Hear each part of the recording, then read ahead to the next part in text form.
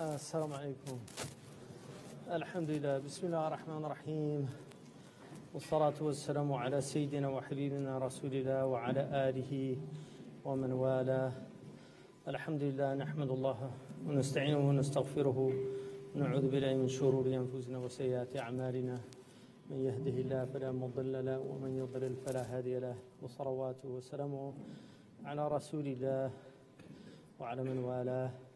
الحمد لله. لا علم لنا إلا ما علمتنا إنك أنت العليم الحكيم. اللهم علمنا ما ينفعنا وانفعنا بما علمتنا وزدنا علما وقل ربي زدني علما.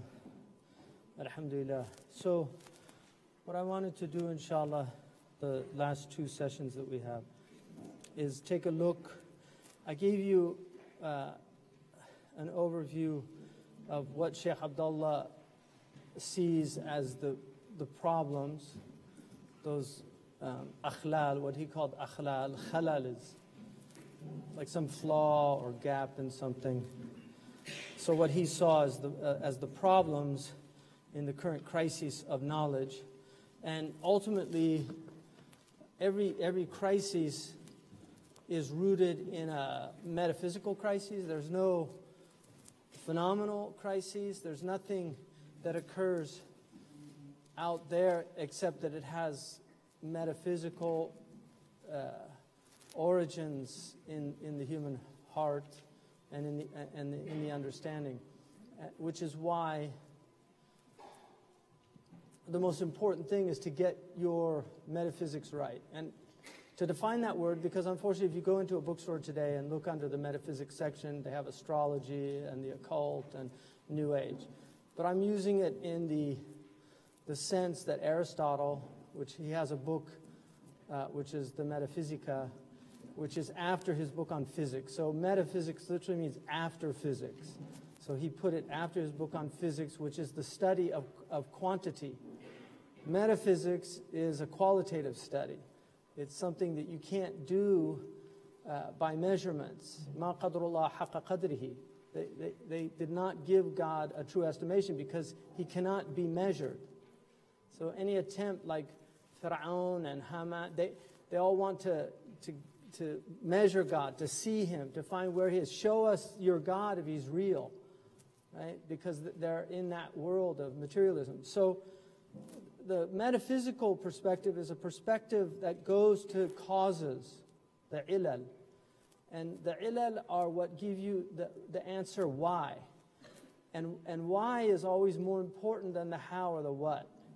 To know why things are the way they are is very important. One of the things that a lot of people who are on the political plane, they see injustices and they fight against the injustices, but they don't understand where the injustices come from. Because metaphysically, a lot of what's happening is a result of our own sins and the sins of our parents and our grandparents and what we've inherited. Because even though you don't bear the sins of previous people, you are affected by their effects. So the Palestinians today are directly affected by the betrayal of the Ottomans, by what happened 120, 130 years ago. They're directly affected. So a child who's an illegitimate child, even though that's not a word used in this culture anymore, but a child who's an illegitimate child in our tradition, there's no sin that he bears, but he's illegitimate, and he has to suffer the effects of the sin of his father. This is an unfortunate reality of life on earth. So we suffer the effects of previous peoples. And in fact, one of the great Andalusian scholars said that لا تزر وازرة وزر أخرى. The wazira is the one who bears the sins. Wizr is sin, awzar. You know, it's the weight of sinfulness. So the wazir who carries the sins, Allah says, لا تزر وازرة وزر أخرى. No sinful person bears the sins of another. He bears his own sins. One of the Andalusian scholars said that ayah is not in this world. It's in the next world. That we're affected by the sins of other people in this world. And we carry the effects of those sins. And that's why it's so important to be righteous because one of the things that you do is it's helping your children, your offspring. Your righteousness will benefit. You know, they say, Salahul Aba Yufidul Abna. It's a saying in Islamic tradition. The righteousness of the fathers will benefit their children.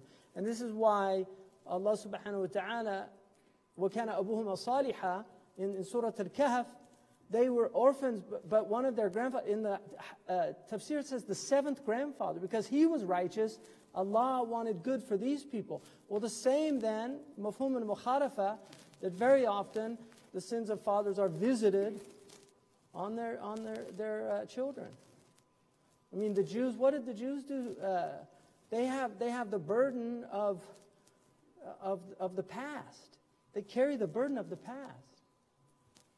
It's a weighty burden their ancestors killed prophets. They fought the prophets. They had that burden. That's a burden to carry. So that if you only stay on the political, it'll just make you angry. You just become another angry activist. And there's real justification for getting angry. But Sun Tzu in The Art of War says, anger your enemies and send them into disarray. It's actually a strategy to get people angry. The Prophet ﷺ didn't get angry. What did he say? La taghdab. Don't get angry. He said, Man wajada khayran falyahmadillah. Whoever finds good, let him thank Allah. And whoever finds other than that, وَمَنْ وَجَدَ غَيْرَ ذَلِكَ فَلَا يَلُومَنَّ إِلَّا نَفْسَهُ. Don't blame anybody else but yourself, because blaming others is a waste of time. It is disempowering and it will get you nowhere. Look at your own selves. I mean, in an amazing book, I mean, this book really changed my whole perspective on politics. It was written by Abu Bakr al-Tartushi. And alhamdulillah, I actually encouraged a publisher in Jeddah to publish it. And they alhamdulillah, they just published it in Dar al-Minhaj. It's called Siraj al-Muluk by Abu Bakr al-Tartushi. It's a brilliant book on political science. But one of the things that he shows in that book is that there is a relationship between the ruler and the ruled. And the ruler is a mirror by which you can see yourselves. If you want to understand America, just look at who's president of the United States. If you want to understand the Muslim world, look who their rulers are, because that's going to let you know they reflect the reality of the people. When you have a society that people, what do they want? What do the majority of people want? They want to be famous. They want to have a reality TV show. They want to have lots of money. They want to have a tower with their name on it. That's what a lot of people are pursuing in this country. And so it doesn't reflect everybody, but it reflects a lot of people. And so that's one of the signs. A metaphysical understanding leads to those conclusions. And when you divorce a religion from its metaphysics, you lose the ability to really understand things at the deep level, at the why level. And the Quran is a profoundly metaphysical book. It's always taking you back to first principles. It's taking you back. And so the Usuli he is a philosopher, and if you look, the word philosopher and philosophia became a negative term in the Muslim community, unfortunately. Partly because the peripatetic philosophers, and these are the Greeks that followed Aristotle, and then the Neoplatonic followers, who they thought actually was, there was a book called The Theology of Aristotle, which wasn't. It was actually a Neoplatonic work translated into Arabic. They thought it was from Aristotle. But the point is that the peripatetic philosophers had a huge influence on the intellectual community in the Muslim world. And because Aristotle is so formidable, if you read him, even today, if you read him, he is arguably one of the most formidable human intellects in our species' history. And he ruled Western civilization for over 2,000 years. It's amazing that he was able to do that. it was to such a point that when Galileo showed how the nervous system went to the brain, not to the heart, that the scholars that watched the demonstration said, this is all very interesting, and had Aristotle not said otherwise, we'd have to believe you. But that was like taqlid, it was like taqlid a'ma. I mean, Galileo, right, the famous proof about because Aristotle said that a heavier object is going to land before a lighter one. And that was Aristotle's assumption about physics. So when that was disproven, they thought it was magic. And that's how powerful. So Aristotle gets things wrong, but he gets a lot of things right. So when the Muslims adapted him, they adapted some of his errors. And some of them were clearly in contradistinction to the Islamic tradition, like the idea that the universe was co-eternal with God, because he has an argument about cause and effect, and the cause and effect are inseparable, so if God caused an effect, God's eternal, therefore the effect of the universe is also eternal. So anyway, he has a whole argument on this.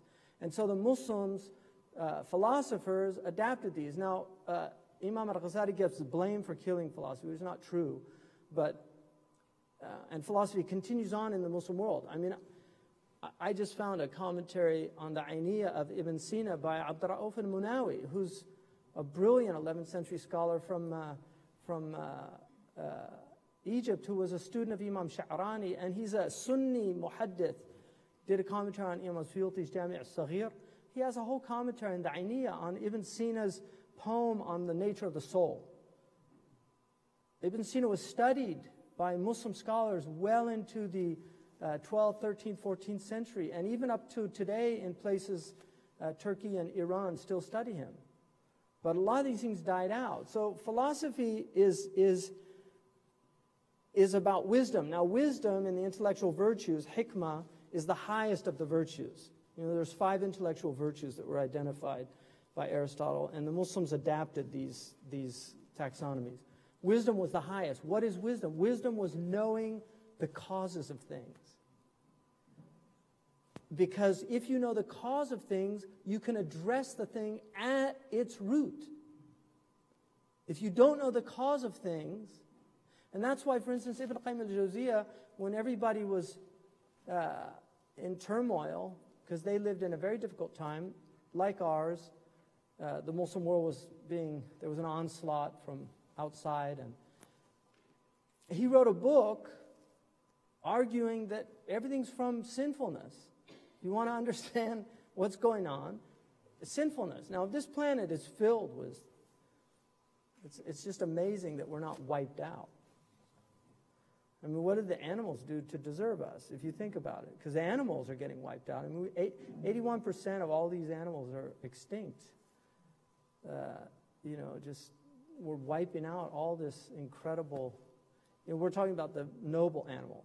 Because the thing about, here's a metaphysical principle. Everything that's outside is inside, right? Imam Ali, in a famous poem, he said, تَحْسِبُ نَفْسَكَ تَحْسِبُ أَنَّكَ جِرْمٌ صَغِيرٌ فِيكَ انْطَوَى الْعَالَمَ الْأَكْبَرُ. You deem yourself some insignificant thing, but in you is the whole cosmos. So one of the things that traditional peoples do, aboriginals and traditional peoples, is the Arabs do this. They name their children after high animals. Like Native American people, they name their children after high animals, like eagles and wolves and lions, right? I mean, Hamza is lion. Why? Because the Arabs looked at that animal and saw something noble. Tiger, tiger, burning bright, in the forest of the night. Right? I mean, Blake is like reflecting just on the symmetry and the majesty of looking at a tiger and the awe that it instills in the heart. So, Sher Khan, right? Right? So, why they don't name their, like, cucaracha. No Mexicans name cucaracha, like cockroach or rat. In fact, those are things we call people we hate. He's a rat, right? He's a real snake. Right? Crafty as a fox. Right? Those are the animals that... So if you look on the planet, the animals that are disappearing are not the cockroaches, they're flourishing. In fact, apparently they'll survive the nuclear holocaust, right? Indestructible. Rats are flourishing. Flies are flourishing. It's the butterflies that are going. It's the eagles that are going. It's the tigers and the elephants and the lions and the rhinoceros. Those are the things that are going because they're going from us. If we restore those qualities in ourselves, you'll see them coming back. But they're going from us because we're more like cockroach. I mean, the ocean, you know, Quraysh, why are they called Quraysh? From the shark, Qirsh al-Bahr. You know, because the shark, especially the white shark, is the most awesome thing in the ocean, right? Or the whale. I mean, even the whale asks forgiveness for teachers of good, right? Moby Dick is all about just Melville's, it's a whole musing on the awesomeness of the whale.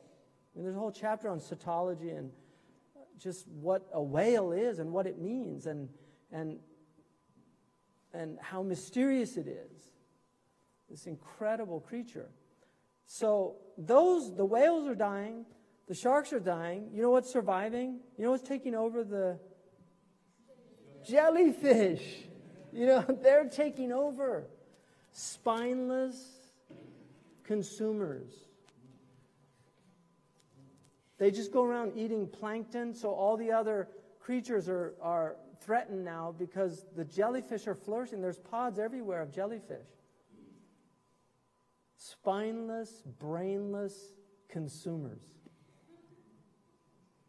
That's all a jellyfish is. They're amazing to look at, you know. You go to the mall, you can marvel just walking around.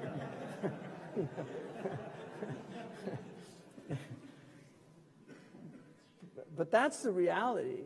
So if we don't restore this perception, and what the Usuli scholar is, he is the metaphysician of law. He's looking at what are the causes. Because you can only make qiyas if you understand the illah. You can't make analogy if you don't know the illah. So he's looking for the illah. What is the cause? He wants to know the material cause, the efficient cause, the formal cause, and the most important thing, what is the purpose of the thing? What's the teleological cause? Right? What's the telos of the thing? And so, there rightly, Sheikh Abdullah ibn Bayy is a philosopher of law. This is what we call a jurisprudent. From prudence is the Latin word for Sophia. It's wisdom. So it's the wise man of the law. It's the one who knows why you have the law. The whys of the law. And if you understand the whys of the law, you're more inclined to obey the laws because you see what the benefit of the law is. And when the law breaks down, it's horrible. One of the majesties of this civilization that we have to marvel at and we have to respect and appreciate is that many of you have seen when a traffic light breaks down and you see people stop and wait for the other person to go. When the traffic lights are working in the Muslim world, they don't stop.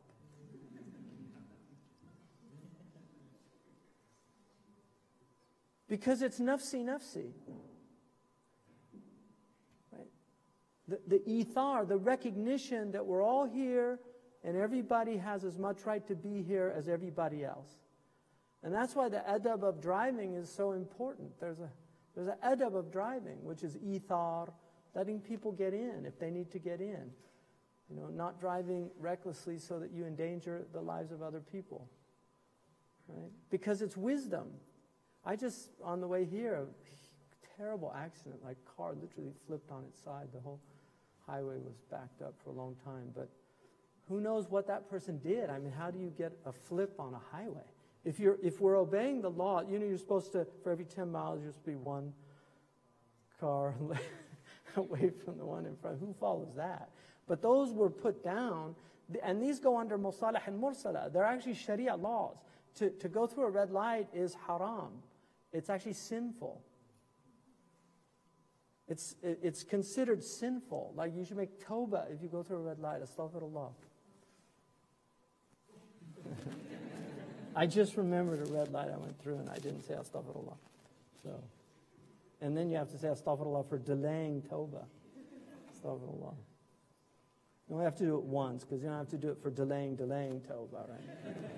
Alhamdulillah. But really, it's very important to get to these things. So one of the things that, here's an example of it. You know, Toynbee, Arnold Toynbee, the great British historian who wrote a large history of the world called A Study in History.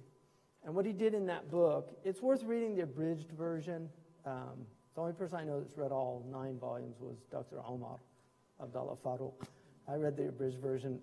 Alhamdulillah, I read it more than once, but it's an amazing book. But he studied 21 civilizations, and he wanted to understand why civilizations rise and why they fall. These are the sunan. Where did he get the idea from? Ibn Khaldun. He admits that. Ibn Khaldun, he awakened a lot of historians to a new way of looking at history, to trying to understand, where did Ibn Khaldun get the idea from? Quran. Because the Quran is all about sunan. The Quran gives you archetypes. Pharaoh and Musa are played out many, many times in human history. Those two characters are still being played out. They're still being played out. You know, the weak one who's with God and righteous, and then the powerful one who thinks they are God. And that confrontation. So he studied these, and what he concluded is that he has his reasons why they rise, why they fall. A virtue is definitely part of the rising. But one of the things that he concluded was that every civilization gets challenges. The Arabs call them tahaddiyat. You know, these challenges come to a civilization. He said, if the civilization has a creative minority, they're able to respond to the challenges creatively. But if they lose a creative minority, then they fail in their response, and the civilization gets overwhelmed, and it's on its way out.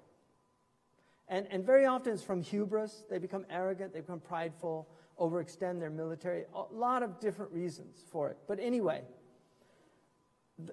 traditionally you need this creative minority. And this creative minority in our tradition are called Ahl al-Halli wal-Aqad. They're the people that can hal, yuhallilu shay'an, like it literally means to untie a knot. So in other words, you know, they have something called reverse engineering, where you take it apart in order to understand how it works. But you have to be able to put it back together. One of the things they did in Andalusia, they took the Fountain of Lions. Every hour, water came out of one of the lions' mouths. There were 12 lions in that fountain. So the Christians took it apart. They never were able to put it back together, how it worked again. So the Ahl al-Halli wal-Aqad are the people that can take it apart and put it back together again to understand it. So they're able to look creatively at problems and situations, the ailments of a society, and give you sound solutions for addressing those ailments. When you lose those people, you're in trouble. And some of the most important sciences that those people have to study are philosophy, usul al-fiqh, usul al-din, kalam, theology, because there are many, like how do we deal with evolution? How do we deal with quantum physics? A lot of people don't know, but much of the Ash'ari kalam was based on Aristotelian physics and Euclidean geometry. Because that was the cutting-edge science of their time, and the theologians were scientists also. One of the things about pre-modern philosophers is they were all practicing scientists. Kant was a serious astronomer, right? He was a serious astronomer as well as being a philosopher. Descartes was a serious mathematician. These people were philosophers as well as scientists. Now we have theologians that don't understand science. We have imams writing books on evolution that have never read a book on biology. You can't refute something if you don't know what it is. الحكم عن شيء فرع عن تصوره. You know, الحكم على شيء فرع عن تصوره. This is a principle that to judge something, you have to conceptualize it. You have to conceptualize before you can judge it. We have muftis that don't understand modern finance, and they're making judgments about things. This is why you need economists, and then they have to work together. There's a ta'awunu ala al-birri wa taqwa. So the doctor and the faqih come together and they study stem cells together. So the scientist explains to the faqih, here's what this is and here's how it works and this is what it is. And then the faqih, with his knowledge of the adillah, he can make a judgment. But if he doesn't know those things, he can't make any judgment. So this, unfortunately now, we have very few people left in our ummah that are capable of working at that level. And I am certainly not one of them, and first to admit it. And I know maybe a few people in the ummah that I feel the Catholics have a lot more than we do, unfortunately. They really do. Because they have theologians that are physicists. I mean, Wolfgang Smith, I wish we had a Wolfgang Smith in the Islamic ummah. I wish we had a Wolfgang Smith. Just incredible, brilliant man who has a deep knowledge of physics and mathematics and renowned in that. You know, he's renowned. Sorry, he's a renowned mathematician, but also a serious scholastic theologian. So you read him and you're in a whole other level of understanding. Those are the type of people we need. I want to read the book on evolution by an evolutionary biologist who's also a serious scholar of Islamic tradition.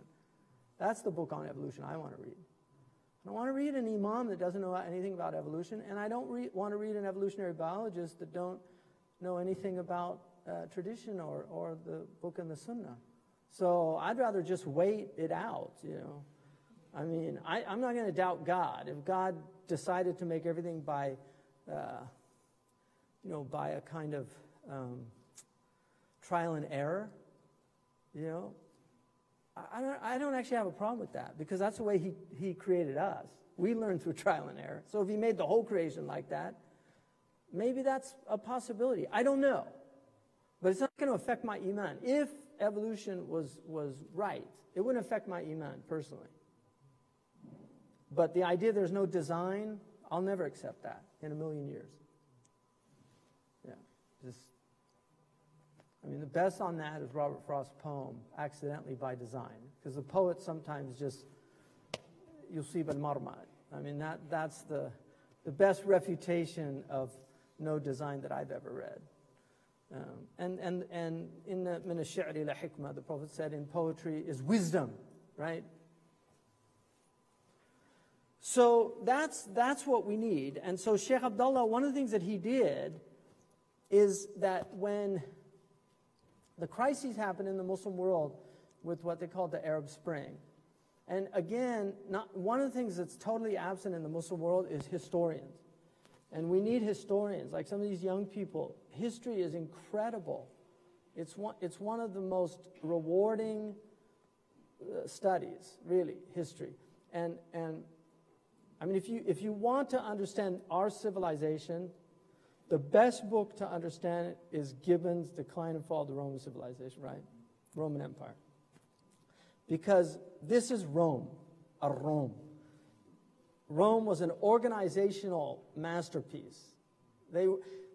Americans don't have to be smart because they're genius in organization. So they can have idiots running something, but because the policies and the procedures are all in place, it's like an algorithm. Really. And all of you have seen this, where it's just, and it's a miracle that things work, but they do because of the organizational genius of the civilization. And that's from Rome. That's an inheritance of Rome. the Roman army was based on 12,000, right? These cohorts. They had 12,000. The Prophet said 12,000 will never be defeated for lack of numbers. Where did he get that number from? I think he got it from the Roman, because they were unstoppable as a military force because of their brilliant organization. So what he did, he was deeply troubled by what was happening to these people that had lived, not only lived in the Muslim world, but were there before Muslims got there. The Coptic Christians were in Egypt before the Muslims got there. The Muslims were the guests. They were there before the Muslims. The Orthodox Christians, the Nestorians, the Jacobites, the Maronites, all these great Eastern churches, they were all there before. If you read a book by a scholar from, I think William Philip Penn, I think it's Penn, who brilliant scholar from Stanford. He wrote a book, When Christians First Met Muslims. That book, which came out a few years ago, he went to the original Syriac sources and looked at the non-Orthodox Christians and how they viewed the Muslims. Because most of the Orientalists worked from the Orthodox Christians they lost their empire. St. John of Damascus lost power. So when he writes about Islam, it's all negative. Right? These were the Christians that saw the Muslims as liberators. For the first 300 years, the Muslims had an amazing relationship with the Coptic church. The Copts saw the Muslims as liberators, but then the Muslims began to oppress the Copts because they got arrogant, right? Really, this is what happened. And what you have to understand about Muslim civilization and culture, you have to understand that the Muslims were an empire. They had good and they had bad. The Ottomans had some amazing things. The Ottomans had some horrible things. It's like Gaddafi. You look at Gaddafi, and he had some horrible things, but he also did a lot of good. And when you get into a Manichaean worldview, you're incapable of seeing the good in anything of your enemy, because the hatred. And what does the Quran say? لَا يَجْرِمَنَّكُمْ شَنَآنُ قَوْمًا. Don't let the hatred of a people blind you from anything good in them. Right? Shani, inna shani'aka huwa al-abtar. Your shani is the one who's cut off. The shani, according to Abu Hilal, the difference between bughd and shan'an is a type of hatred that blinds you from anything good in the one you hate. Don't be blinded. Don't let your hatred blind you. Right? Be just. If they have good, acknowledge their good. That's nobility. I mean, one of my favorite stories from the Seerah is the story of Ikrimah's Islam, when he became Muslim. Because here's a man, Abu Jahl. You know what Abu Jahl's name was before Islam? Huh? Yeah, Abu al-Hakam. Yeah, Abu al-Hakam. You know why they call him Abu al-Hakam? He was Hakim. He was wise. So the Quraysh used to go to him and ask him for advice. And he gave really good advice. But when the Prophet ﷺ came, he was proud. His pride got the best of him. And then he saw, what does the orphan of Bani Hashim is going to tell me, the wise man of Quraysh? And so he went from Abu al-Hakam to Abu al-Jahl. The wise man to the ignorant man. This man was the Fir'aun of this ummah. Really. What he did to the Prophet ﷺ, horrible. So you can imagine Ikrimah when he comes to the Prophet ﷺ. How is he feeling when he knows what his father did? Like, how's he feeling inside? You couldn't imagine those feelings. And so the Prophet ﷺ, after he said his shahada, he said, I always knew good would come from your father.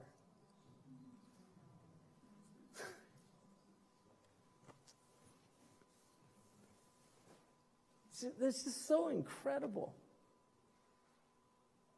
You know, that's insaf.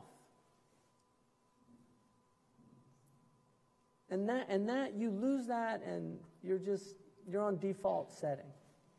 Just angry person. So when he saw what was happening to these people, he was deeply troubled. And then the idea of restoring dhimmatud and enslavement. Slavery is haram. Muslims signed international treaties all over, right? Every single Muslim country. The ulama were part of it. Every single Muslim country outlawed slavery. These are international treaties that are binding. You can't break agreed upon treaties. Slavery is outlawed in Islam. You can't restore slavery.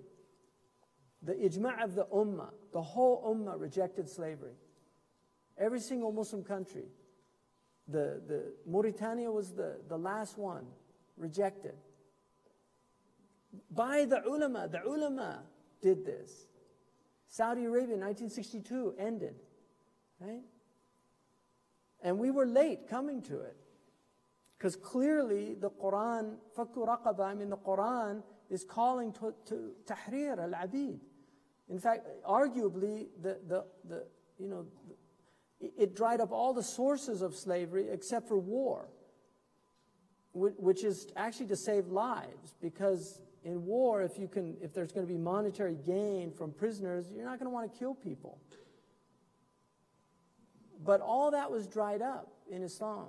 The Prophet ﷺ, there are many things in Sharia where freeing a slave was the expiation for that thing. So that's really one of the tragedies of our lifetime, is that we had all these ignorant people going out doing horrible things in the name of Islam. And so what he did is he began working on this Marrakesh Declaration on the rights of religious minorities in Muslim majority lands. And he started, the way he works is very slowly, because he thinks about the problem deeply, and then he comes to his own solution, but then he gathers top ulama and has workshops where he debates with them to see what the feedback is. So he doesn't just come out. He wants to find out, what are your objections? One of the arguments because he used the treaty of Medina, Wathiqat al-Medina, the covenant of Medina, and al-Yahud min bani ummatum ma'al muslimin.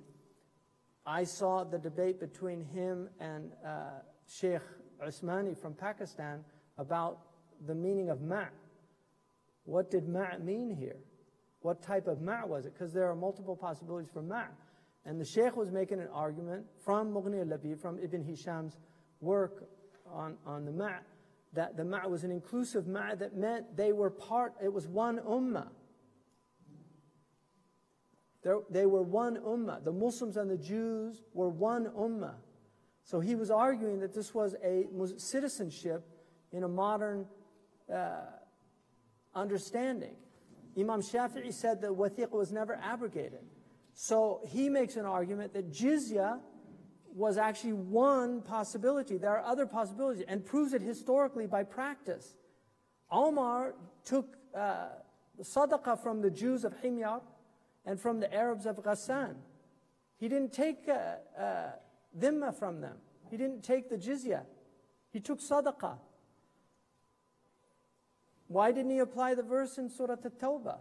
Because that was his tahqiq al-manat in those people. So this is what he did. But what he did first is he did an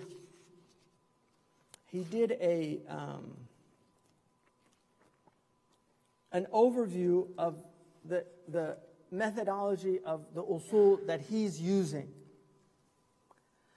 So he says that our methodology uses the foundational principles of Islamic jurisprudence, usul, views mercy as the overarching principle. مَا أَرْسَلْنَاكَ إِلَّا رَحْمَةً لِلْعَالَمِينَ.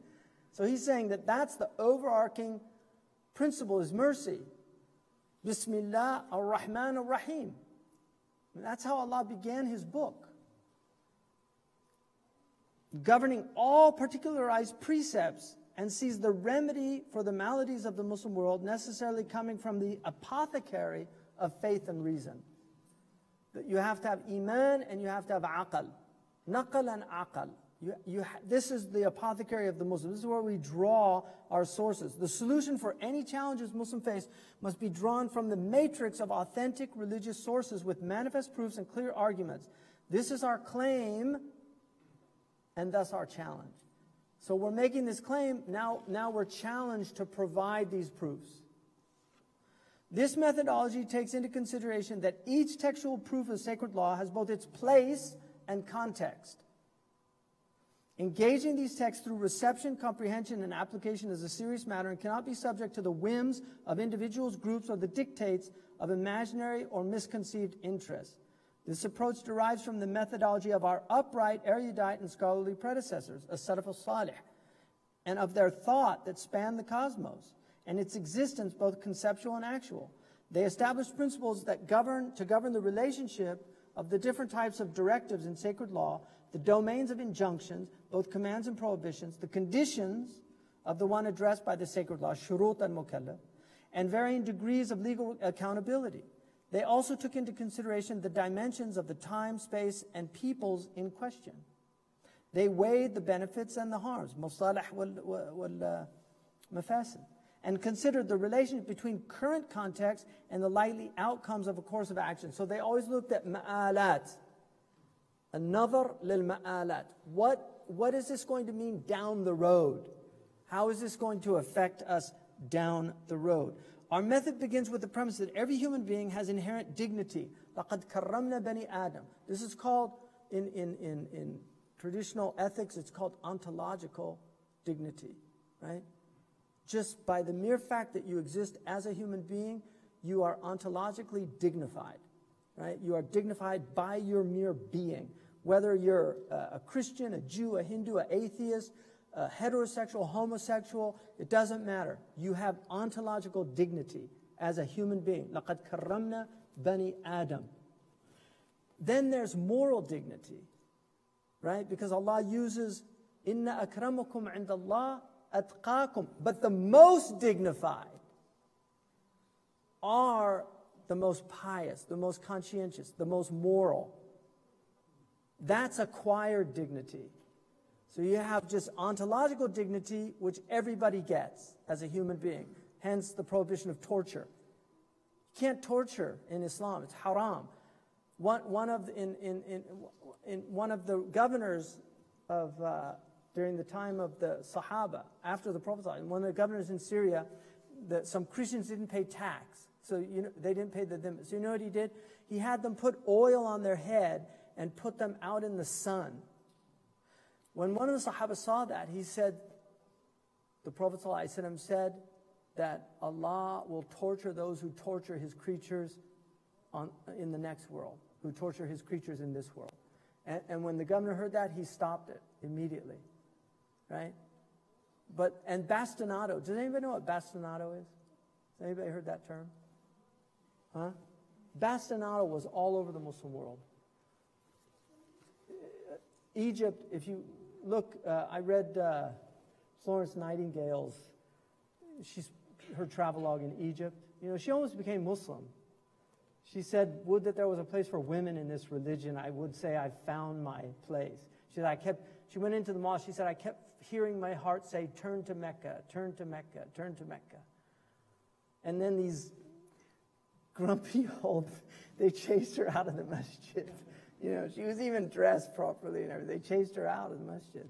So we could have had, like Khadija Nightingale, but anyway. But she describes the bastinado. The bastinado is where you hold the person up by their feet. You know, they put them on a thing, and they take a stick and beat the soles of the feet. Now, anybody who knows about reflexology and things, the soles are one of the most sensitive parts of your body. So this is incredibly painful. And they did it to little kids. This was rife, horrible conditions. Horrible conditions.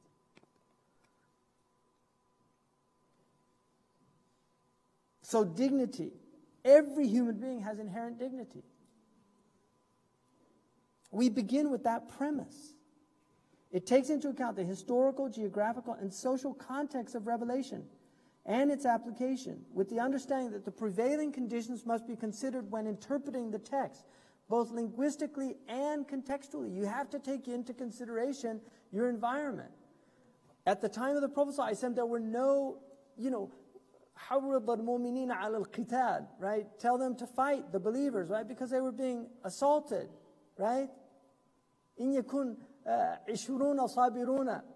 If you have 20 patient ones, right? يَغْرِبُوا, huh? Yeah, مِيَتَيْن. I mean, that was a 10 to 1, 1 to 10 ratio, right? And then Allah, الآن خفف الله عنكم وعلم أن فيكم ضعفا. Like he knew there was weakness in you, so then it goes from 1 to 2. 1 to 10 to 1 to 2. That is in numerical. It's not just adad, it's udad.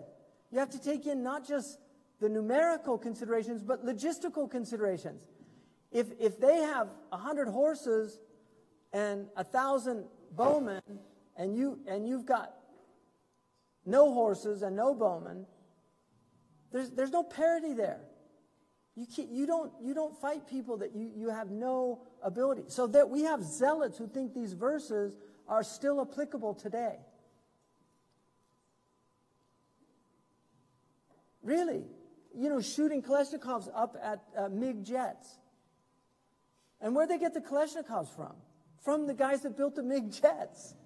This is the craziness. We've got Muslims like, we need to do jihad against the kuffar. So then, okay, we have to buy weapons from the kuffar so we can do jihad against them. Right? Because the Muslims aren't making weapons. Right? So it's crazy. This is a complete, Morocco is aqal walu. Aqal walu. ما كانش عقل. The prevailing conditions also affect applications in subsequent situations in the understanding of legal rulings and varied responses of the jurist. And I guarantee you, look, let me show you something. Okay, Nihatul Jihad. Right? The Meccan period, forbearance, patience, prayer. وَاسْتَعِينُوا بِالصَّبْرِ وَالصَّلَاةِ. That was Mecca, right? وَالَّذِينَ جَاهَدُوا فِينَا لَنَهْدِيَنَّهُمْ سُبُلَنَا. That's a Meccan verse before jihad. So this is Jihad al-Akbar, right? Fighting your own nafs. وَمَنْ جَاهَدَ فَإِنَّمَا يُجَاهِدُ لِنَفْسِهِ إِنَّ اللَّهَ لَغَنِيٌّ عَنِ الْعَالَمِينَ. That's Surah Al-Ankabut. Whoever fights his ego, he's doing it for his own لِنَفْسِهِ, to purify his nafs. And Allah doesn't need you. Now this one, Imam al-Bukhari says, ما أغبرت قدماه في سبيل الله حرمه الله على النار. Whoever his 2 feet get soiled in the way of Allah, Allah will make the fire haram for him. And then this is Imam al-Bukhari, right? في الأدب المفرد, which has less authority than his Jami'. But Abdullah ibn Umar said, إن سبيل الله كل عمل صالح. Every righteous action is fi sabilillah. And this is why Ibn Taymiyyah said, every qurba is jihad. Building a hospital is jihad. Serving your parents. وَفَفِيهِمَا فَجَاهِدْ. When the man came and he said, are your parents alive? He wanted to go on jihad with the Sahaba. The Prophet said, are your parents alive? حَقَّقَ فِيهِ الْمَنَاطِ. He realized the tahqiq al-manat in that individual. He said, are your parents alive? He said, yes. He said, go do jihad by serving them. And now our ummah has reduced jihad to this idea of military jihad.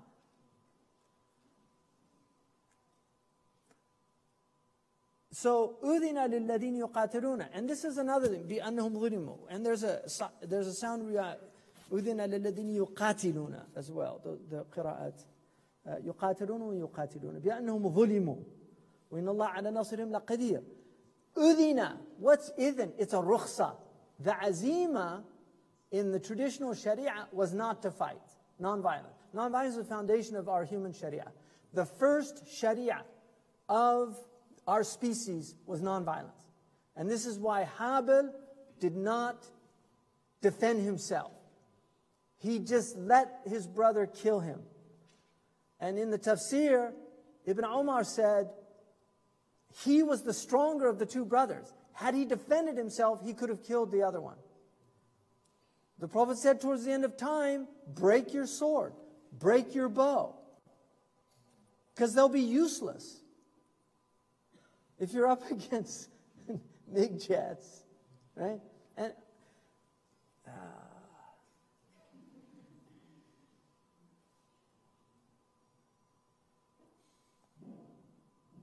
And then, look, وَقَاتِلُوا فِي سَبِيلِ اللَّهِ الَّذِينَ يُقَاتِلُونَكُمْ وَلَا تَعْتَدُوا إِنَّ اللَّهَ لَا يُحِبُّ الْمُعْتَدِينَ. This is the biggest dalil that jihad is defensive. And look, you have to understand, Islam served empire. Empire is about expanding. You think the Americans haven't expanded their empire? Empire is always about expanding. The British Empire, the French Empire, the Portuguese Empire, the Spanish Empire, the Ottoman Empire. Look, they're always Lebensraum. That's what Hitler called it. More space, right? That's what empire does. So, yes, the ulama, righteous people, undeniably, but they were also part of empire. And these are dalils that could be read both ways. But this clearly states, fight those who fight you, and do not be aggressors. Why? Because Allah doesn't love aggressors. Now, I ask you, is Allah fickle in His love? Like, is He fickle? Does His love change? No. So, i'tida is something Allah does not love. He does not love people to aggress on other people. Look what Allah says. وَأَعِدُّ لَهُمْ مَا اسْتَطَعْتُ مِنْ قُوَّةٍ. Prepare for them what you're capable of in power. وَرِبَاطَ الْخَيْرِ. And also horses. رِبَاطَ الْخَيْرِ, like keeping horses for military expeditions. Right? Today that we would call this like, armaments and tanks and military vehicles for transportation and these things, right? وَعِدُّ لَهُمْ اسْتَطَعْتُ مِنْ قُوَّةٍ وَمِنْ رِبَاطِ الْخَيْرِ تُرْهِبُونَ بِهِ عَدُوَّ اللَّهِ وَعَدُوَّكُمْ. Right? Why is he saying that? That lam is lam al-ta'li, right? تُرْهِبُونَ بِهِ عَدُوَّ اللَّهِ وَعَدُوَّكُمْ. In order for irhab. Now, one of the problems with translation, and this is, unfortunately, we have really lousy translators in some parts of the Arab world. They've made egregious mistakes like they translated secularism as almaniya.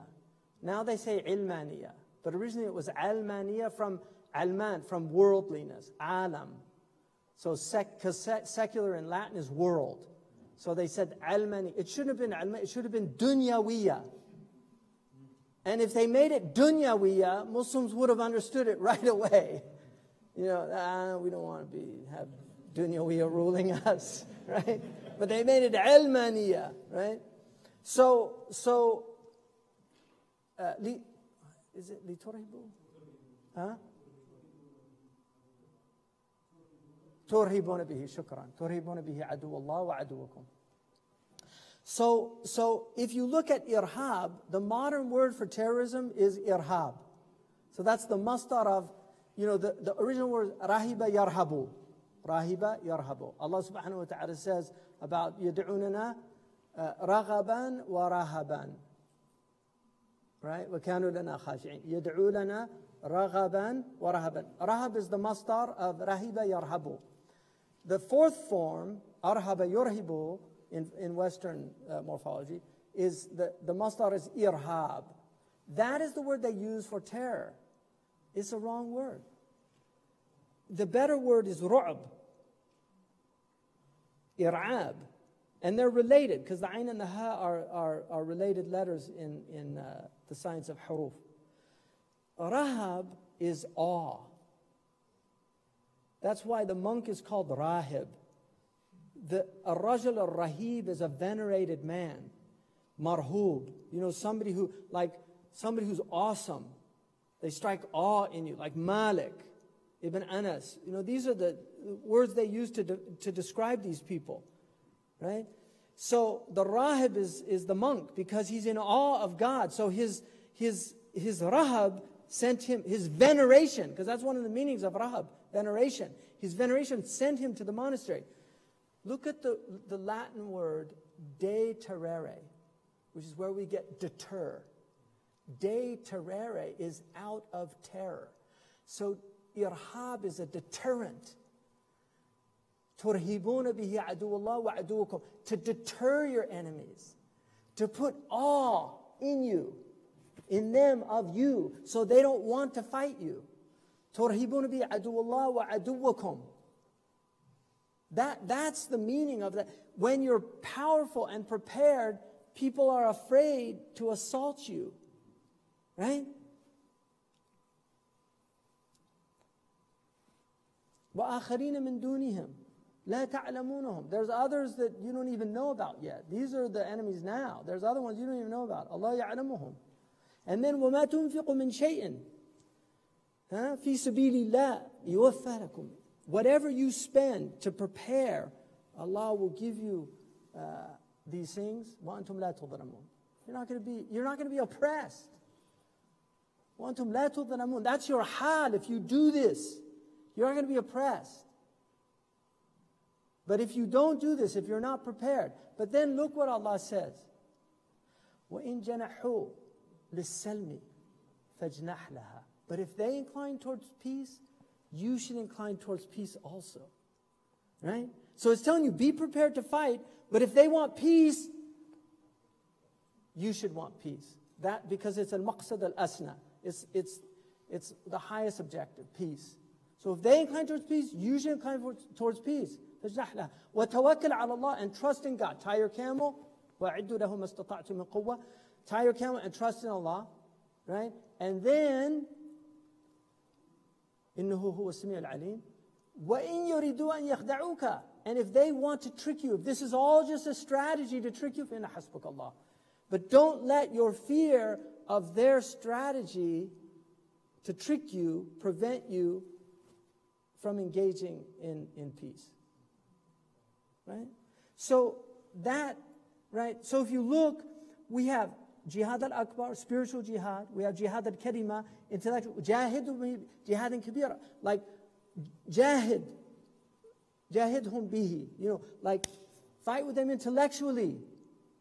Right?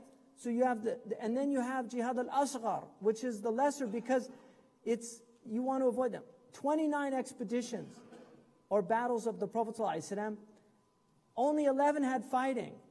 18 no fight. Why do we call them the ghazawat? Because ghazwa is an expedition, it's not a battle. These books are mistranslated. They're called the battles of the Prophet. They're not battles. They're military expeditions. How many bi'tha did he have? The Prophet. How many delegations did he send out? Anybody? 50. Why didn't they write about all the delegations? Why are all the books about the battles and the expeditions? They don't write about the delegations. 29 battles, 29 expeditions, 18 no fighting, 11 had fighting. You know what the biggest one, how many died? Less than 10. You know what the big slaughter in the Quran is? 70 people. Massive slaughter.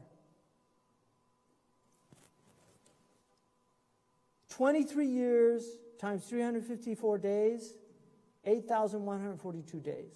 That's how long the Prophet's bi'tha was. 8,142 days. 70 days he was involved in expeditions, not even war, just expeditions.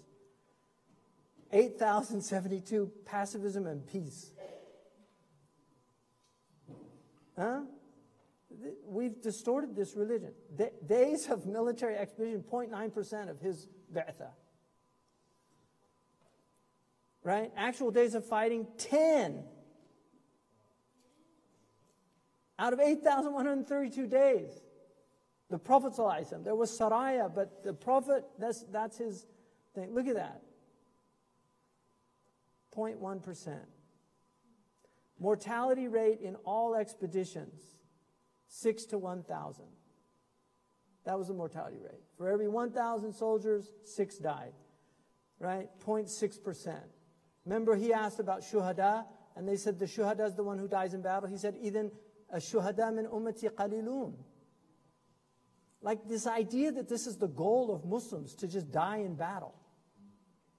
I mean, all those hadiths are because you want soldiers to be brave. So there's hadiths that encourage fighting. That's all true. But you have to understand the context of those hadiths. Those hadiths are not universalized. Most of us will never see battle, right? Less than 1% of police in the United States are actually involved in any deaths. Most police in the U.S. will never be involved in a mortal altercation. But when we think of police, we're thinking of they're all out there shooting everybody. And that's the problem with our religion, is that people think that it was all about fighting and killing. 50 bi'tha. He was sending out messages. He was sending out letters. He was calling people. Right? Ghazawat, the martyrs relative to the number of the Sahaba, 0.15% in the last sermon. Not even 1%. 0.15%. Mortality rate in all Ghazawat relative to the population of the Arabian Peninsula, because the population was around 800,000. 473 died. 0.06%. And you look at Syria today. Right? War death toll in the last 2,000 years, 579 million. And you can look, this was done by a historian, looking at the Muslims are, we're not guiltless. You know, the poor Hindus, I mean, they get a bad rap because their Bhagavad Gita is like based on war. Like their text, you know, Arjuna and Krishna are in the middle of a battle having a conversation. But they've been the least belligerent in the last 2,000 years. The most belligerent has been the Christian civilization, and then the anti-theists. I mean, there's people that will debate these numbers, and that's fine. But look at up till 1906, around 264. It's difficult to estimate these, but this is based on looking at numbers. I mean, obviously, the Bible's grossly exaggerated numbers in the Old Testament. So if you add all those numbers up, it's millions of people. 314 million just in the last 100 years.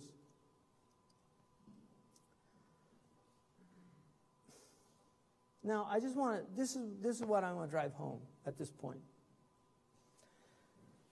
This is the Battle of Islay in 1789. All right, dead soldiers. French, 27, Moroccans, 800. Battle of Pyramids. French, 27, Mamluks, 20,000. They say Napoleon wept on that day because the Mamluks charged cannons and guns with swords on horses. And Napoleon turned to one of his lieutenants and said, "You're never going to see bravery like this again." Right?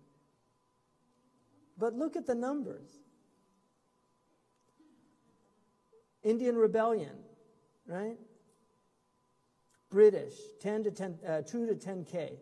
The Sepoy, 100,000, right? So it's the exact opposite of the 1 to 10. Now it's the opposite, right? And one of the things, the Begums of Bhopal, right? Do you know about the Begums of Bhopal? You don't? Are you from India or Pakistan? Are you Muhajir, like family? No. Who knows about Begums of Bhopal? These are great women who ruled Bhopal. And one of the Begums, one of the Begums, you just like woke up. One of the Begums, during the British Rebellion, she made her scholars tell her subjects that they could not participate in the rebellion. It's one of the few places where no Muslims died. Because she was wise. You know what she said? It's foolish to fight people that can build bridges like this. You know, superior technology. And this is what they did. You know, the British, man, this is all real. You know, they just as a lesson, don't rebel. Yeah, the Holocaust, right? They think that involved killing 10 million. I mean, these again, it's difficult to say because these are Indian historians. that are doing this, but it's definitely, it's bad. I mean, 10 million might be grossly exaggerated. You know, the victim will always exaggerate the amounts. Like, the number of Bani Qurayza killed, I guarantee you, it's just exaggerated. There's no way. They were all in one house. It's probably less than 20 people that were killed. But it ends up between 300 and 900. Big difference, right? And then Ali and Zubair killed them all in the souk, in the marketplace. Does that make sense, to kill like 900 people in the middle of the marketplace, like all that blood is najasa? You know, I mean, they didn't even think about going outside of the city. I mean, when you read the narration, but unfortunately they got into our literature, and they're all from a handful, and they were from Bani Qurayza. They all go back to people that were from Bani Qurayza that became Muslim. And Malik didn't take them. But they're in our literature now. So everybody thinks Bani Qurayza, and it's what the Orientals always use, Bani Qurayza, Bani Qurayza. And then the siege of Khartoum, right? There's Gordon. They killed him?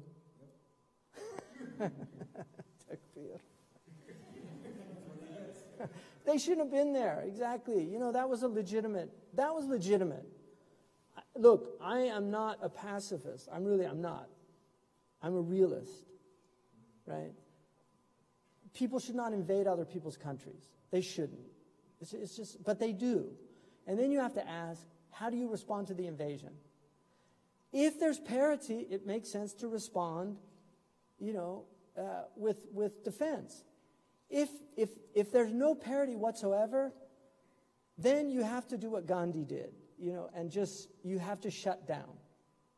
And do that. Gandhi was a genius. And Abu Kalam Azad, who was he was born in Mecca, he was a scholar of Islam. His father was a scholar. He was born in Mecca. When he migrated back to India, he got into an organization that was a militant organization that wanted to undermine the British through, like, what we would call today terrorism. He met Gandhi. Gandhi convinced him that it was crazy, that they love violence, they know how to handle violence. What they can't handle is nonviolence. If you give them an excuse, they'll just shut you down, right? Like the song says, I fight authority, authority always wins. You know, that's the reality. And so this was going on for way too long. So this is one of the few times where the British, you know, Sudan, he's all, Allah. You know, but again, it's guns, you know, and that was a siege too. Because the British troops hadn't come. And believe it or not, most of the people fighting were Egyptians fighting for the British. So we forget that it was actually Muslims fighting Muslims. Yeah. If you look now here at the Battle of Omdurman, September 2nd, 1898, British casualties 47, wounded soldiers 382. Look at the Mehdis, 12,000, 13,000, and 5,000 captured. I mean, it's just beyond belief. And this, I mean, Allahumma salli ala Sayyidina Muhammad. If that is not, the Prophet said, يُوشِكُ الْأُمَمُ أَن تَدَعَ عَلَيْكُمُ الْأُمَمُ كَمَا تَدَعَ الْأَكَلَةُ إِلَى قَصَعَتِهَا. Like, the time is coming where the Umam, right, and who are they? The Prophet said in the hadith when he was asked about al-Yahud wa Nasara. He said, the time is coming when the Jews and the Christians will devour your lands like eaters devour a meal. And that is a European drawing what was happening with the British and the French. I mean, that's just, that, I mean, Sadaqa Rasulullah, you know, that, I mean, it's amazing for that to, you know, Bismarck's after dinner speech. Gentlemen, there's really no more turkey, right? Because they got rid of turkey. You know, Sadaqa Rasulullah is amazing. European nations competing for colonies around the world, right? That's what was happening. So if you look, by 1920, you know, the Muslim world's completely colonized. Then you have the Arab revolt. Look at the Israelis, 450, Arabs, 5,000. So you can see the numbers. It gets worse now, right? So overall, Israelis 4,000, Arabs 10. This has gone up because, but Six-Day War, Israelis 880, Arabs 20,000. It's just, right? Yom Kippur, Israelis 2,688, Arabs 13,000. Now look at this, Soviet-Afghan war. Russians, 9,500. Afghans, well over 100,000. Dead civilians, between 850 to 1.5 million. You know, it's not worth it to me. You just have to, it becomes nonviolent resistance. It's Mecca. You're in Mecca.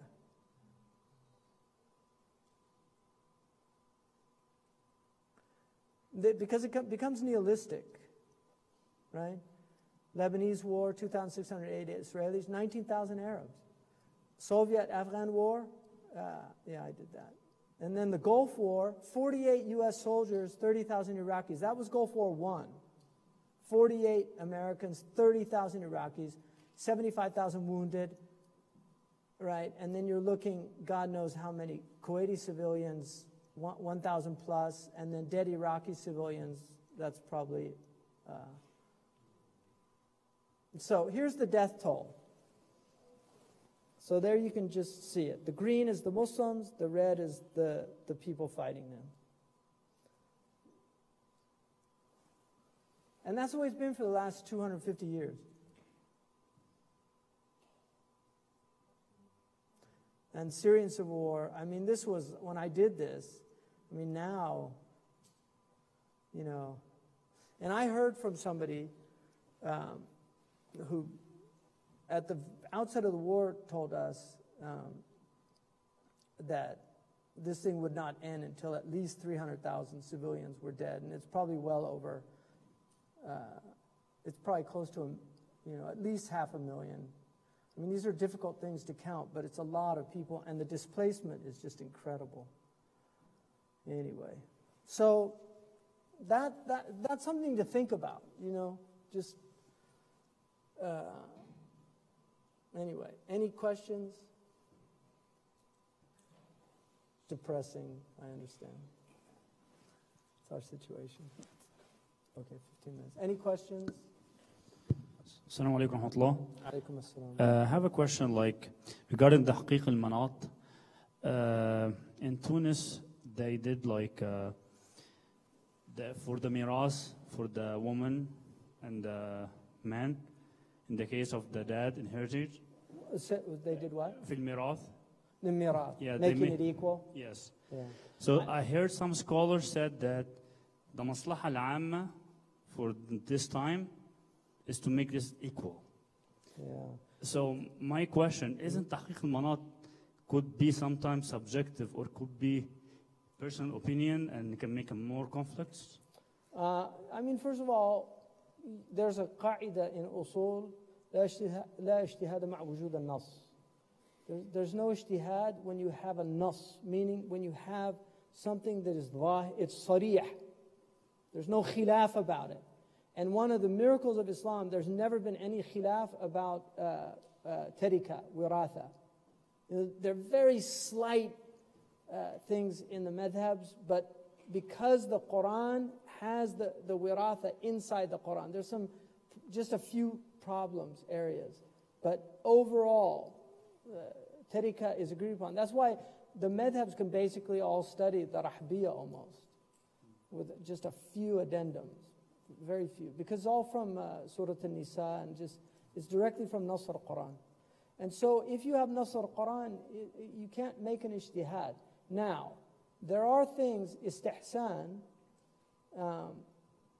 where, like in divorce, community property, because in our culture, women there's community property. Any property acquired after the marriage is equally distributed.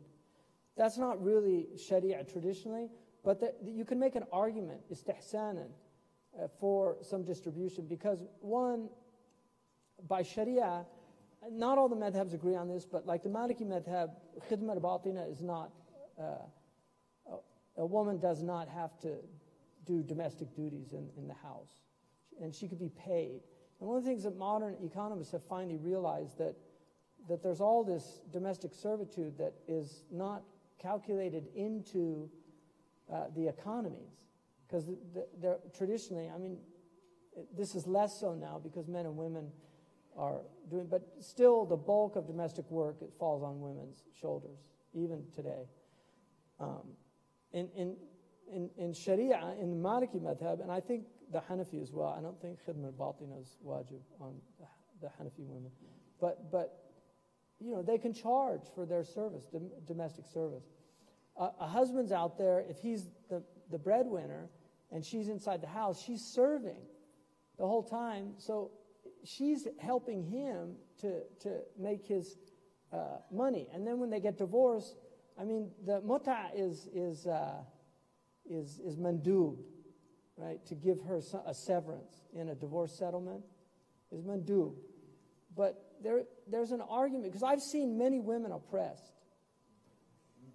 I've seen this with my own eye. And that's where istihsan comes in, when there's not, it's about equity.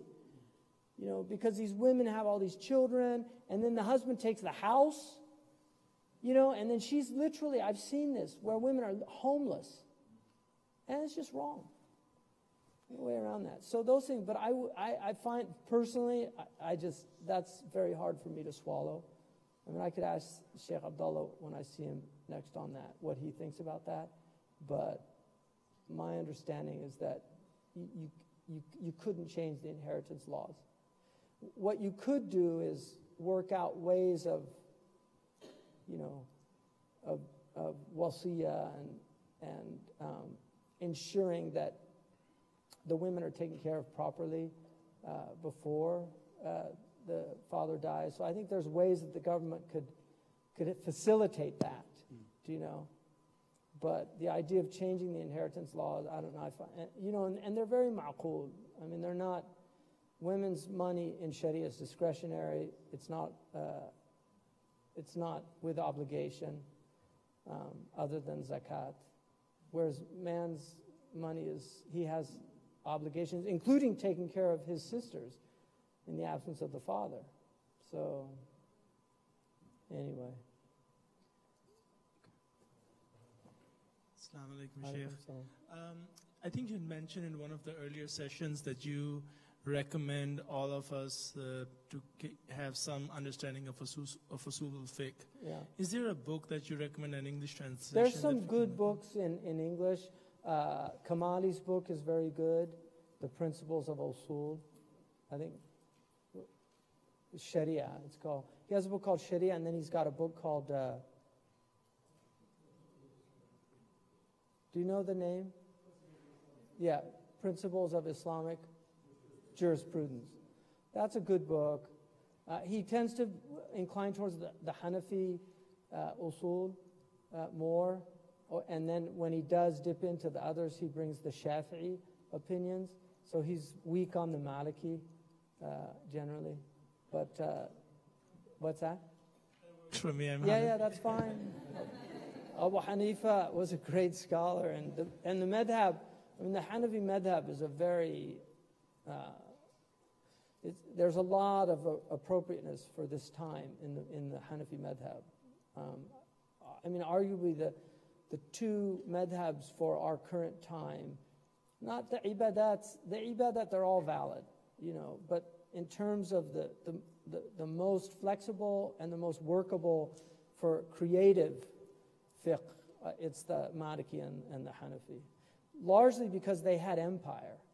So there's a lot of complexity that you won't find in the Hanbali and the Shafi'i. And I don't want to offend any Shafi'i people. I mean, it's a great school. It is. It's a great school, the Shafi'i school. But traditionally, the Shafi'i madhab tended to be in areas that did not have the type of complexity that you had in the Maliki and the Hanafi. And so the usul tends to be, it just has a flexibility but for ibadat, they're all equally strong and valid. And also the Shafi'is tended to incline towards Maliki and Hanafi positions in the mu'amalat as time progressed. So they do open up. But in the original usul, it's much more restricted. Any ladies here?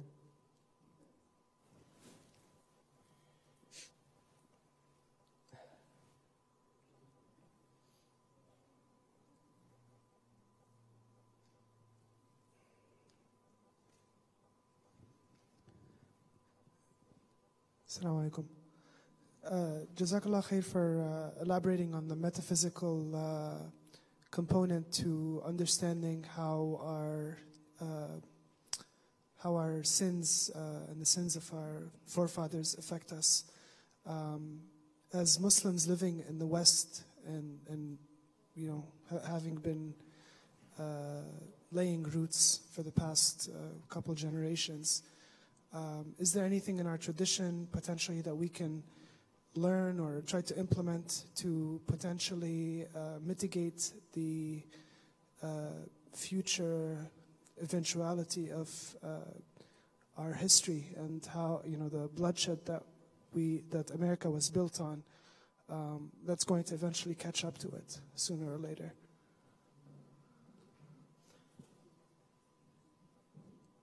Does that make sense, my question? Yeah, no, it makes sense.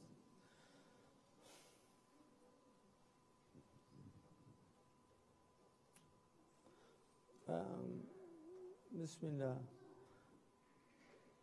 One of the important things is for Muslims that come here, especially the immigrants who do well, is to recognize that they have obligations here with the lesser fortunate communities. That's very important. The doctors should be doing a lot of free clinic volunteering, things like that. These are the things that إِنَّمَا تُنْصَرُونَ بِضُعَفَائِكُمْ. The Prophet ﷺ said, God will aid you based on how you treat the weak amongst you. And that's why Salahuddin Ayyubi he would go out and give sadaqah before he went into battle. He'd go out and distribute wealth to all the poor people in Damascus and in Cairo before you go out in battle. So it's important for that consideration. In terms of the history of America, it's a very complicated history. The Native American situation, very, very unfortunate. And the slavery is also one of the great stains on the nation's history that continues to haunt the country. So these are problems that need, they're social ills that need healing. And I think the Muslims can be part of that, because one of the beauties of Islam is it unites peoples. Islam, even though there's been racism in Islam, it's never been like you had in the West. Every country I've been to has a sense of superiority. I haven't been in any countries where I've seen if you go to West Africa, I live in West Africa, there's tribes that think they're superior to the other tribes. People from Africa know this. Yeah. So, the Luo, Obama could not have been elected in Kenya because he was Luo, right? The Kikuyu tribe would never, and they're the majority, they would never vote for a Luo. That's why his father went back with a Harvard degree and there was no upward mobility for him because he was from a Luo tribe. So tribalism is a blight on our species. The Prophet, I think, did a lot to try to mitigate the problems of tribalism. He actually, I think, did a lot to try to preserve what was good about it, like the qasama things, the social welfare of tribalism. But he did a lot to try to mitigate the dangers of tribalism and asabiyya. Unfortunately, Muslims fell back into tribalism. And one of the things that the Europeans have succeeded in doing in some ways is really getting rid of tribalism and becoming, because it's human nature and it's a default setting, their tribes are different now. So you got the LGBTQ tribe, and you've got the gun people, this militia tribe, and these are like tribes, and you have the Republican tribes and the anti-abortion tribes and the pro-abortion tribes, and so these people. In fact, there's Amy Chua wrote a brilliant book about this called The Triple Package. No, sorry, Political Tribes. Yeah, that was her previous book. It was also worth reading. But Political Tribes, she wrote a book called Political Tribes. And she deals with Afghanistan. And I have a Afghan friend who I had him read the chapter. And he knows a lot about the political situation because his family's in the government there. And he said it was very accurate because I just want to make sure that it was good information. But we have a real problem.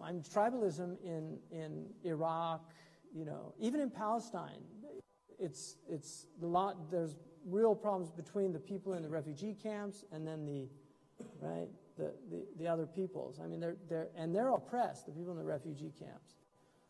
I mean, honest Palestinians will admit this who live there. Right? Libya, terrible tribal situation. So these are problems. My ancestors are from a very tribal society. They had 700 years of British brutality, but now they're in parliament and they discuss things. So you can look at how horrible and evil the British were wherever they went, but they also did a lot of good, and that's what we have to try to see is, what's the hikmah in this? What's the wisdom? What's the benefit? What they brought was not all bad, right? They say the definition of Englishman, if there's one of them, he starts a line. Right? They like order, and they got rid of the Thuggees. For people who know Indian history, they estimate the Thuggees probably killed about 5 million people. The British got rid of them. I mean, kidnapping was rife in the Muslim world. Sudan, they do these scarifications. It's all kidnapping. There's so many kidnapping of kids sold into slavery. Muslims were slave traders. You don't like to admit this stuff. I mean, Murabt al-Hajj told me most of the slavery in West Africa was all haram. Because he said they were going down into these African villages and just kidnapping people. They kidnap children and sell them. So humans are humans, whether they're Muslim or non-Muslim, whatever they are, they're just human. There's good ones and there's bad ones. And that's we should judge people based on their goodness or their badness. Most of us are a mixture. That they mix good and bad. That's most of us, Our lives are of a mingled yarn, good and ill woven together. Right? So, but there's a lot we can do as a community in this country, positive things. I mean, we should be really at the table of many things. And one of the things that our community is not good at is recognize, we need people like somebody like Rashad Hussain. We need people like that in government. We need people in the police department. We need people that's fine if you want to protest and do those things, but don't attack those people as well.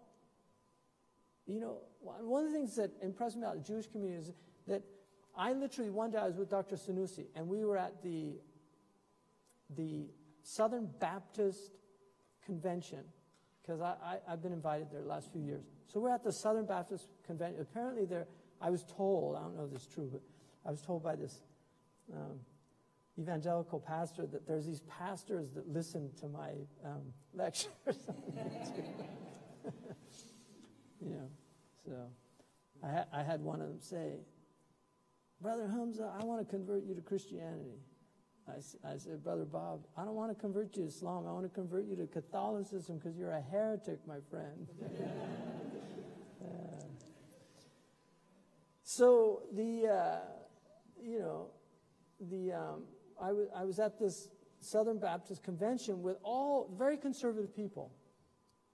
And they had me speak about Sharia, and there was one guy in there who'd written a book that I know about. It was a horrible book on Sharia. So he had to deal with the fact that somebody here was, by Western standards, an expert. So I'm in there saying, no, you're wrong. And I cleared up a lot of things for these people in there. Had I not been there, he's the expert. Right? So when I finished that, we went to the total opposite. A very liberal left-wing group.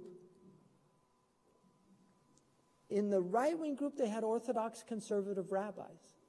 In the left-wing group, they had liberal Reformed rabbis. But they're in both places. The Muslim, if you're in one, they say, "A'udhu billah, why are you there? What are you doing with them? Why are you?" You know, Sheikh Abdullah says an empty chair is not a strategy. Right? If they invite you to the table, they say if you're not invited to the table, you're on the menu. If they invite you to the table, go there. I told somebody who wanted, after Trump got elected, he wanted to leave the State Department. I said, just you sitting there is going to force them to deal with our presence. If you're not there, they can say whatever they want, and things are going to be different. So if somebody wants to be in civil service, don't say you can't do that. That's how Muslims, we're intelligent. It's an intelligent religion. It's a reasonable religion. Qadi Ismail, one of the greatest Maliki Qadis of Iraq, in the Dibaj al-Mudahib of Ibn Farhun's book on, and then Ahmed Baba Timbuktu's, he has a hashia of it. He mentions that Qadi Ismail was in a gathering of Iraqi Muslims, and a Christian minister came in. Because there were Christians and Jewish ministers in the early Muslim period. Very common. Because they knew, they were administrators, they knew how to run things. So the Muslims would use them. Like the Americans, they use Muslims. They don't care. If you know how to do something, they'll bring you. And so Qadi Ismail stood up when the Christian minister came in. And all these ulama looked askance at him. When the minister left, he looked at them and he said, maybe it bothered you that I stood up for him. But this man is serving the Muslim community. And Allah, لَا يَنْهَاكُمْ عَنَ الَّذِينَ لَمْ يُقَاتِلُكُمْ فِي الدِّينِ أَن تَبَرُّوهُم, to show them birr. So he was showing them birr. This is fiqh حقق al-manat. He saw the hukum in the situation. Sidi Mawaq, and this is one of his miracles. He was in Granada when Granada fell. And he wouldn't go, and they were trying to convince, and then they wanted to meet the top alim. And so he went, he took the hand of the Christian who just conquered his city, and he kissed his hand. And the ulama ankara. Like they were, when he left, the man's hand started swelling up. He said, bring that man back. And then he took his hand and the swelling went away. It was one of his miracles, karamat. But the point is, he kissed his hand. And he is a agreed upon scholar in the Maliki madhab. His commentary on Khalil is one of the most important commentaries. A student of Ibn Lubbin, these great Andalusian giants, amazing people. He wrote an incredible book on Amr bin Ma'ruf and Nahi an Munkar, Sanan and Muhtadin, and gave 3 categories. Each category had 3 situations about Amr bin Ma'ruf and Nahi an Munkar. He said, if you have somebody who's addicted to alcohol, teach him music. Because music has a similar effect. It has a tarab, yutarabuka. And so he said, it'll help him get out of his addiction. And he said, music is a difference of opinion. Alcohol, it's agreed upon haram. Get him out of what's agreed upon to something that there's difference in. And by degrees, you see, but we have people that everybody has to be malaika, even though they're not malaika. And some of them are shayateen. So, anyway, anything else? Last, anybody have one last? Go ahead, Muna.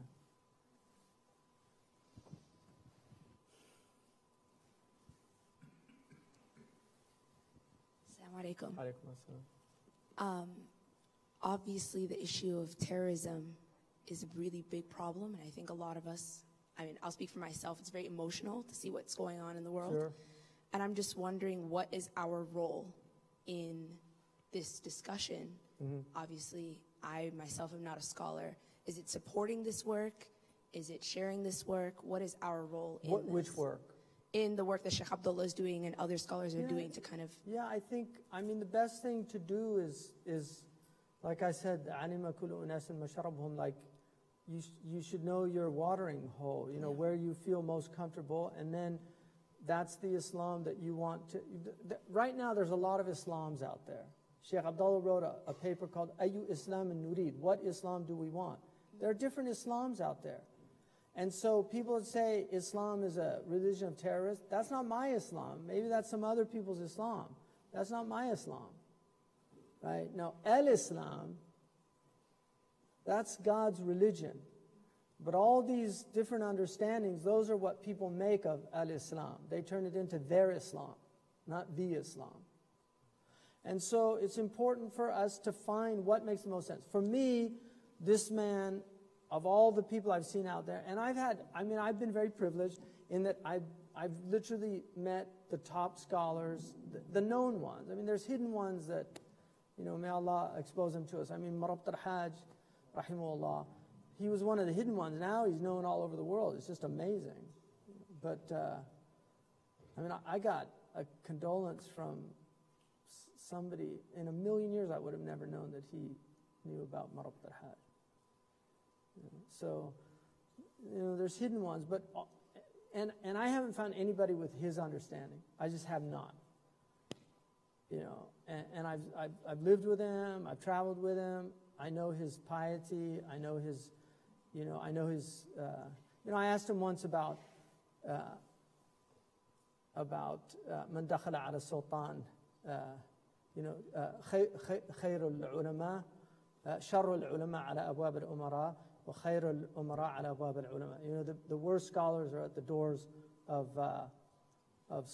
rulers, and the best rulers are at the doors of scholars. I asked him about that saying. He said, هذا مقيد ليس مطلق. You know, in usul it's muqayyid.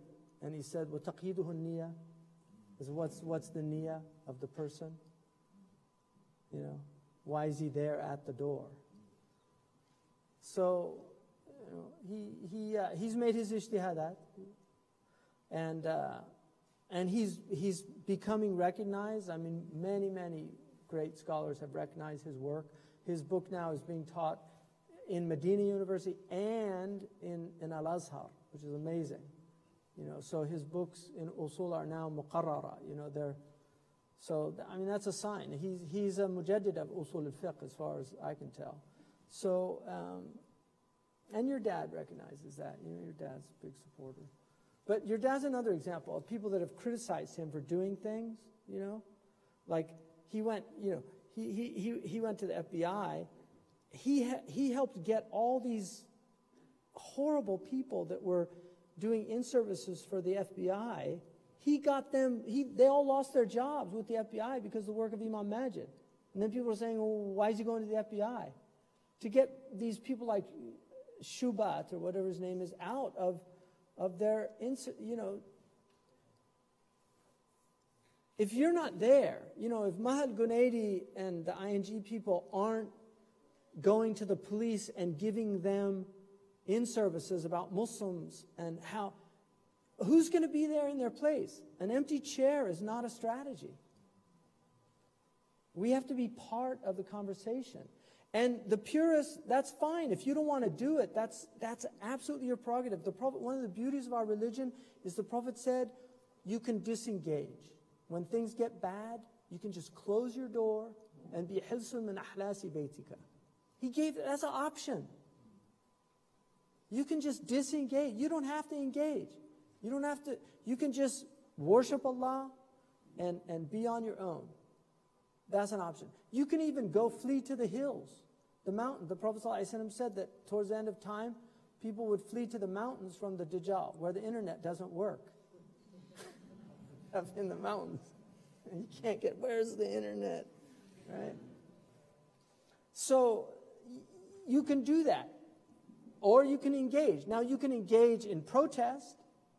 That's one way of engagement. How effective that is, that's questionable. It has been effective, undeniably, in changing certain things, but it depends on what you're protesting, how you're protesting, who you're protesting with, who are your allies in the cause, what are your goals, what are your objectives. Or you can engage and build and try to work within the situation that you've been given. One of the things, and I'm reading it now, I haven't finished it, but I just got an amazing book by, one of the most extraordinary things to me about the Andalusians, and I'll end with this, is that at the end of Andalusia, they had some of the most brilliant scholars they ever had in their history. And it's just remarkable that this is the end of Islamic civilization in Al-Andalus, and they were producing people like Ibn Lubbin and Ibn Asim and Sidi al-Mawaq. It's incredible. But Ibn Asim wrote a book called Junnatu Rida ala Taslimi bima qaddara Allah wa qada. The shield of contentment in submission to what Allah has decreed and decided. Is a 2-volume work that just got published, and he wrote it because Andalusia was falling apart. And so he wrote it to help the Muslims of that time understand what was happening and just be in a state of internal peace. And this is what, in the great Wheel of Fortune, right, which is in the Quran. I found it in Surah Yunus. But in the great Wheel of Fortune, which is هُوَ الَّذِي يُسَيِّرُكُمْ فِي الْبَرِّ وَالْبَحْرِ. If you read those ayahs in Surah Yunus, it's exactly the Wheel of Fortune that the ancients used as a model for understanding the world. In the Wheel of Fortune, at 12 o'clock, it's called Regno, I rule. And the corresponding emotion is joy. At 3 o'clock, it was I was ruling. In other words, you're on your way out. And the corresponding emotion is fear. At 6 o'clock, I no longer rule. And the corresponding emotion is despair. And then at 9 o'clock, it's I shall rule. And the corresponding is hope. So you have fear and hope, joy and despair. That Wheel of Fortune can happen in one day in your life. It happened to me the other day. Right? Like, I was literally on top of the world. I was so excited. I couldn't sleep the whole night. And then at Fajr, I got a call that my teacher died. It was amazing. Like, I was literally in a manic state almost. I was so happy about something. And then I got 4 o'clock. And then the next day, it was just devastating for me. And that's the nature of life on earth.